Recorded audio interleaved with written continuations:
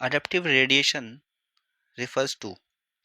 अब adaptive radiations क्या होता है, इसका मतलब क्या होता है वो बताना है।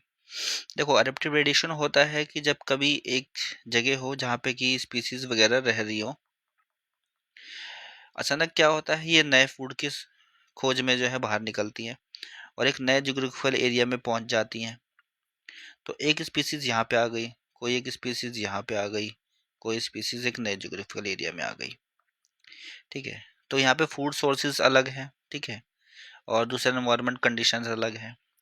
तो ये जो स्पीसीज होगी यहाँ पे आकर के ये अलग सा कोई करेक्टर्स अपने अंदर डेवलप कर लेगी, तो थोड़ा बहुत डिफरेंट हो जाएगी देन द एंसेस्टर्स।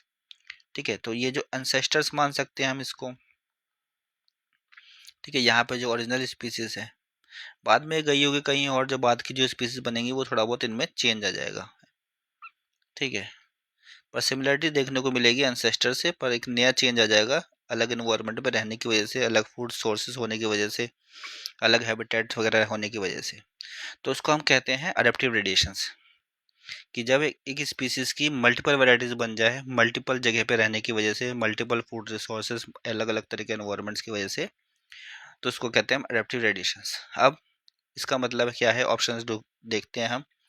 पहला ऑप्शन है कि evolution of different species from A common ancestors. तो इवोल्यूशन होता है अलग अलग स्पीसीज का, अलग अलग डिफरेंट डिफरेंट स्पीसीज बनती हैं कॉमन एंसेस्टर से, बिल्कुल सही है। नेक्स्ट है migration of member of species to different geographical area. की माइग्रेशन मतलब एक जगह से दूसरी जगह जाना। ठीक है, तो माइग्रेशन तो हो रहा है, पर एडेप्टिव रेडिएशंस को एक डिफाइनिंग करेक्टरिस्टिक्स यहाँ से नहीं मिलती है। ठीक है, मतलब एक सही सी एक डेफिनेशंस की बात करें तो यहाँ से वो डेफिनेशन यहाँ पे वो रिफ्लेक्ट नहीं होती है इस वाले ऑप्शंस में।